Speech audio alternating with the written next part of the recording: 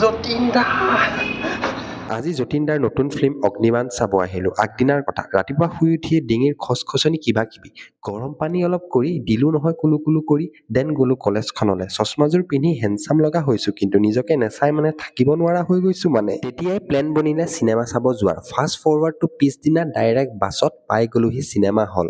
অগ্নিবাণৰ dialog এটা কম please please please.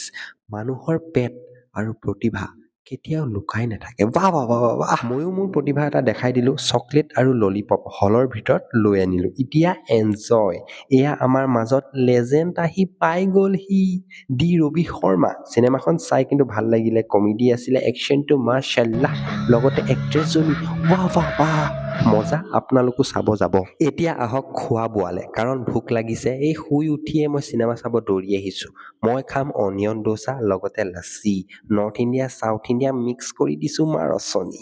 বহুত দিনৰ এটা সপোন আছিলে এইটো কল্ড ড্ৰিংক খোৱাৰ। আজি বোলো যি আছে যি নাই কিনিয়ে লওঁ। খালি পইচা দিয়া টাইমত খালি মনটো অলপ বেয়া লাগিছিলে আৰু। একো নাই, হ'ব। মোৰো যাতে পেটটো ওলাই নাযায়, তাৰ কাৰণে আহিলো গ্ৰাউণ্ডত ফুটবল খেলিবলৈ। আজিলৈ আহিলো, বাই বাই।